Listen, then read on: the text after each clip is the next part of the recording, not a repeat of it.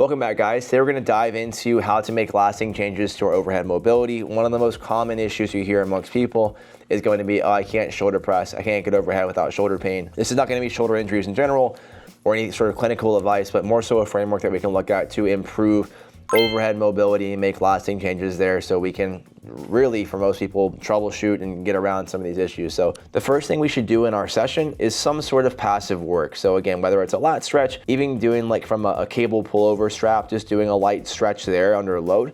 These are things that we can do to start to alleviate some tension that we have that might be restricting us from getting overhead. So first things first, some sort of stretch. Obviously, there's limitations to that. You know, stretching and passive work can have limitations because it's not going to create lasting change if we don't reinforce better patterns.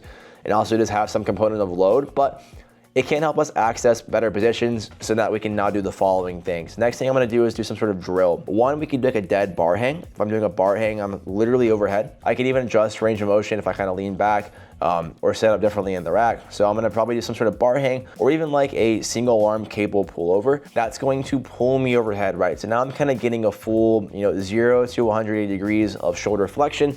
That's a good drill that can lead me into whatever exercises I'm going to be doing on a given day that might be getting overhead under more significant load. So single arm pullover, I can have to look at the base components I'm going to need to get overhead. One, organizing the rib cage. A lot of people will go to way too much rib cage flare getting overhead, or the opposite, sternum's kind of stuck down. So can we get to neutral? Can we maintain that? Can I move through relative shoulder flexion, shoulder extension while I'm in that position? That's why I love a cable pullover.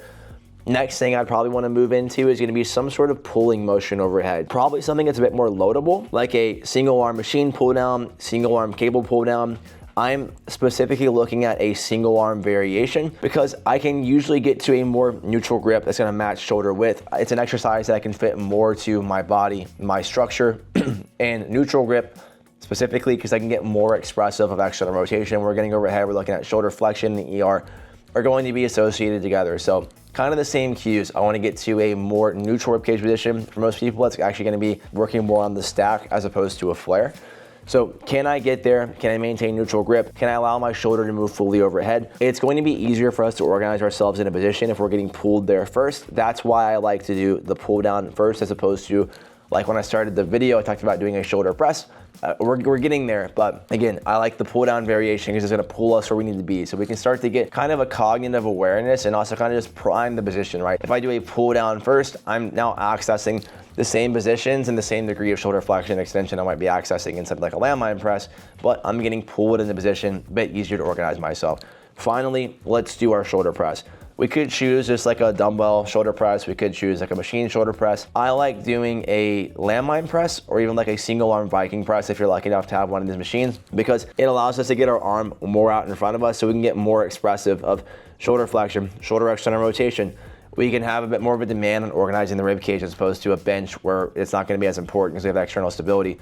So we can build on the fundamentals and the positions that we're going to need to get overhead properly. And really, this is where we're going to troubleshoot a lot of issues people have getting overhead is they lack the ability to organize rib cage, to maintain proper grip, right? I think all of these things build off one of another. Again, this is a framework. You don't have to use any of the exercises that I've given, whether it's in the warm-up, the drills, in the actual pulling or pushing, but kind of just take the general framework I've built here and apply it to whatever exercises you like that fit that framework, whether it's certain stretches, cross balling, manual therapy even. There's lots of variety we can throw in there where we can kind of achieve the same positions and the same goal. So if you had a hard time getting overhead, shoulder pain getting overhead, you feel restricted, whatever it is, building out this framework, this should help us now achieve these positions better. If you've been struggling with this in the past and need more help, you can press the link down below in the description and we can talk more about training together. Also, if you guys hung around this long, please like, please subscribe. If you already subscribed to the channel, I really appreciate you. Please share the video with a friend who has shitty shoulders, and I'll see you guys again here soon.